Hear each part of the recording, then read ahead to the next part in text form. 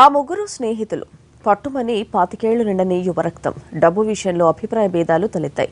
చిన్నపాటి వివాదం చినికి గాలివానగా మారింది. ఆవేశంలో స్నేహితుడిని కత్తితో పొడిచాడు. చివరికి కత్తి పట్టినోడే అదే కత్తికి బలయ్యాడు.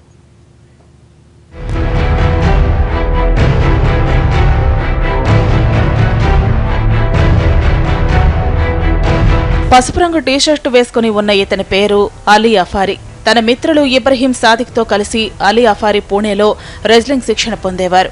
ఇటీవల ముగ్గురు మిత్రులు హైదరాబాద్ చాంద్రాయణగుట్టలోని ఇళ్లకు వచ్చారు. గుర్రపు పగ్గి విషయంలో అలీ అఫారీ ఇబ్రహీంల మధ్య గొడవలు ఉన్నాయి. తనకు 9,000 రూపాయలు ఇవ్వాల్సి ఉండగా ఇబ్రహీం డబ్బు ఇవ్వడం లేదంటూ కోపం పెంచుకున్నాడు అలీ అఫారీ. ఎలాగైనా డబ్బు రాబట్టేందుకు బాలాపూర్ రోడ్డుకు రమ్మని ఇబ్రహీంని పిలిపించాడు అలీ అఫారీ. అక్కడ డబ్బు విషయమై గొడవ పడ్డారు. ఆవేశంలో వెంట తెచ్చుకున్న కత్తితో ఇబ్రహీం వీపుపై దాడి చేశాడు Ali అఫారీ.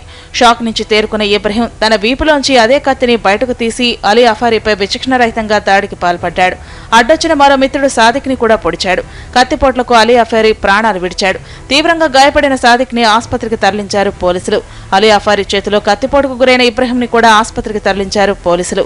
Chandrayangutta police station limits లో ఉన్న బాలాపూర్ రోడ్లో ఒక మర్డర్ అయింది. మర్డర్ కాబడ్డ వ్యక్తి పేరు అలీ అఫారీ.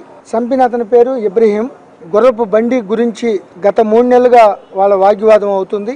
ఒక చాకుతో ఆర్గ్యుమెంట్ ఎక్కువ అవగానే చాకుతో వెనక నుంచి పొడవడం జరిగింది.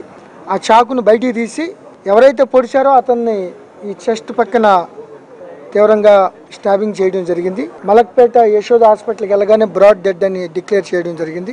గతంలో జరిగిన నబీల్ హత్య ఉదంతం మరొక ముందే యువకుల మధ్య జరిగిన ఘర్షణలో అలీ అఫారీ హత్యకు గురయ్యాడు. అప్పుడు పిడుగుదల వర్షంలో నబీల్ హత్య జరగగా ఇప్పుడు చాంద్రాయణగుట్ట పోలీస్ స్టేషన్ పరిధిలోని బాలాపూర్లో కత్తిపోట్లకు అలీ అఫారీ ప్రాణాలు విడిచాడు. అలీ అఫారీ హత్యను కవర్ చేసేందుకు వెళ్లిన ఓ జర్నలిస్టుపై దాడికి పాల్పడ్డారు మృతుని బంధువులు. గాయాల పాలైన జర్నలిస్టును చికిత్స నిమిత్తం ఉస్మానియా ఆసుపత్రికి తరలించారు.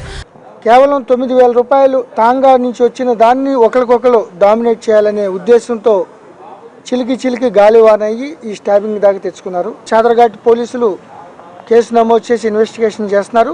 సౌత్ జోన్ పోలీసులు మాత్రం వాళ్ళని బార్కస్ సంబంధించిన ఈ అలీ అఫారీ చనిపోయిన డెడ్ బాడీ సంబంధించిన సంబంధికులు ఎవరైతే అసాల్ట్ చేశారో ఇతను మ్యాన్ హ్యాండిల్ చేశారో చాదరఘాట్ పోలీస్ స్టేషన్కి పోలీసులు అప్పచెప్పడం జరుగుతుంది.